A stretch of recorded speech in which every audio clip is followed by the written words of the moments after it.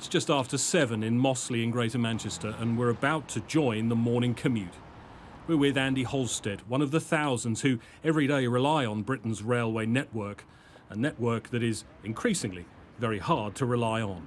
When you get trains cancelled because you have issues with overcrowding, and it's getting worse at the moment. Unreliability has been an issue that's creeping up again. The train is already a few minutes late, not an uncommon situation, and on board it is standing room only. The spreadsheet Andrew has on his phone is a catalogue of daily delays and cancellations, a fact of life for commuters. Pretty much the last thing I do before I go to sleep at night is to check the trains to see whether they're running on time. And then first thing you do in the morning, rather than reach for a cup of tea or something, you pick the phone up and you check to see whether the trains are running. We finally make it to Piccadilly, and not quite on time, Andrew will make it to the office. But his experience of life on the trains is shared by many. It's awful.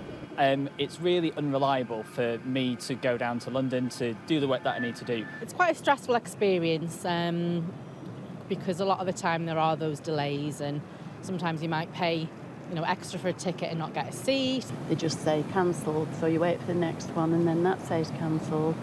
And then eventually after a couple of hours they might say, sorry, there's no chance that we're going to get the train. Earlier in the year, the government scrapped its plans to expand HS2 to the north, promising instead to invest in transport locally. We apologise for those customers who are delayed on their arrival here at London New today. Can passengers trust that those new promised projects won't go south, just like HS2?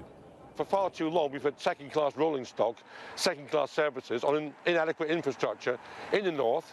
The government said they want to correct that. We agree with that, but the jury's out as to whether it will actually happen or not. The Rail Delivery Group, which oversees rail infrastructure, says it will continue to focus on making rail services more reliable and punctual for customers, while the government says it'll hold operators to account if they let passengers down. For now, travelling north is often an uncertain journey. Greg Milam, Sky News, on Britain's railways.